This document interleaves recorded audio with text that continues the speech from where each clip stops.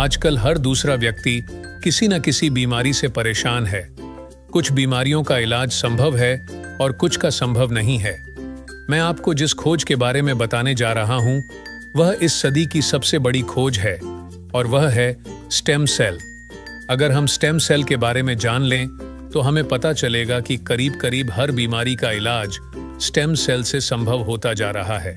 आप इस वीडियो को जरूर पूरा देखें, क्योंकि इससे आपको और आपके परिवार के किसी सदस्य को फायदा मिल सकता है। जब एक बच्चा अपनी मां के गर्भ से जन्म लेता है तो उसकी नाभि अपनी मां के साथ जुड़ी रहती है और इस नाभि के अंदर जो ब्लड होता है उसे स्टेम सेल कहते हैं। जब मां की गर्भ में आर्तवशोथ से पितृशोथ मिलते हैं तो मांस का एक छोटा सा गोला बनता है। यह गोला स्टेम सेल कहलाता है। जैसे ही यह गोला बढ़ता है, उससे बच्चों के हाथ, पैर, आंखें, कान, नाक जैसे अंग बनते हैं।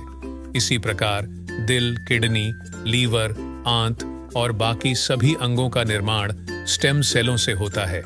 स्टेम सेल मूल रूप से सभी अंगों के निर्माण में मदद करता है, क्योंकि स्टेम सेल विभिन्न प्रकार की विशेष सेल्स का निर्माण करता है, जैसे न्यूरॉन्स ब्रेन के लिए, कार्डियक सेल्स हृदय के लिए और अन्य 220 प्रकार के आर्गन का निर्माण करता है।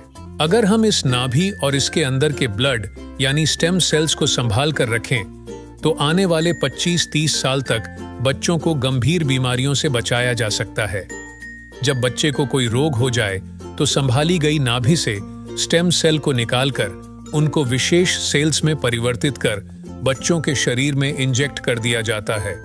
इससे बच्चों के शरीर के अंदर के संबंधित सेल्स की सभी बीमारियां जड़ से समाप्त की जा सकती हैं।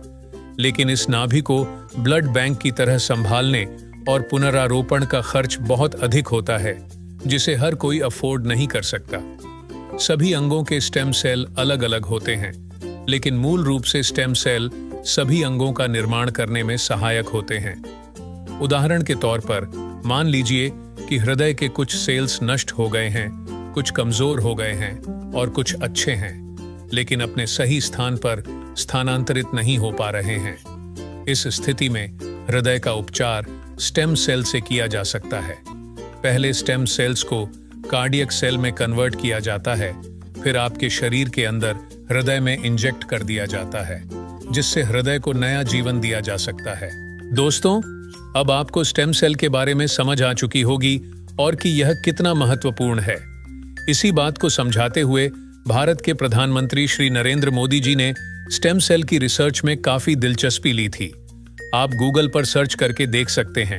और साथियों, जो स्टेम सेल मां की नाभि के अंदर होते हैं, ठीक वैसे ही कुछ स्टेम सेल फलों में भी पाए गए हैं। यह स्टेम सेल किसी भी इंसान के ऊपर मां के स्टेम सेल की तरह ही काम करते हैं और इसका प्रयोग करके हम किसी भी बीमारी को नष्ट कर सकते हैं।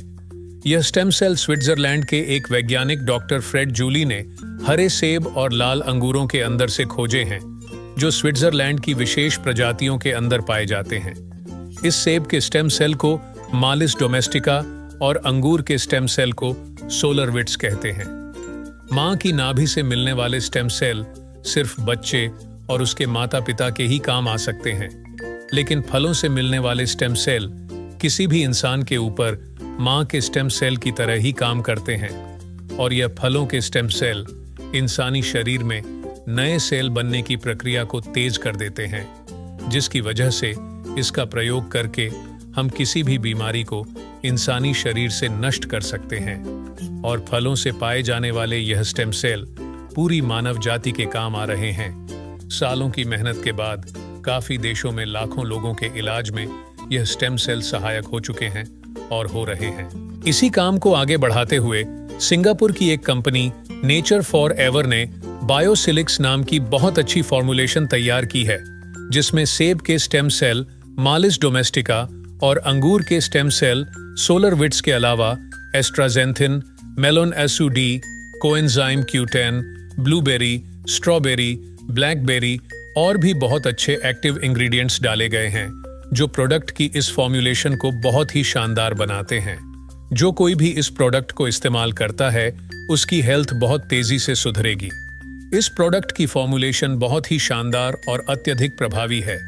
खुद को और अपने परिवार को क्रोनिक बीमारियों से बचाने के लिए बायोसिलिक्स का इस्तेमाल जरूर करें और इस जानकारी को अपने सभी दोस्तों और रिश्तेदारों से जरूर साझा करें। धन्यवाद।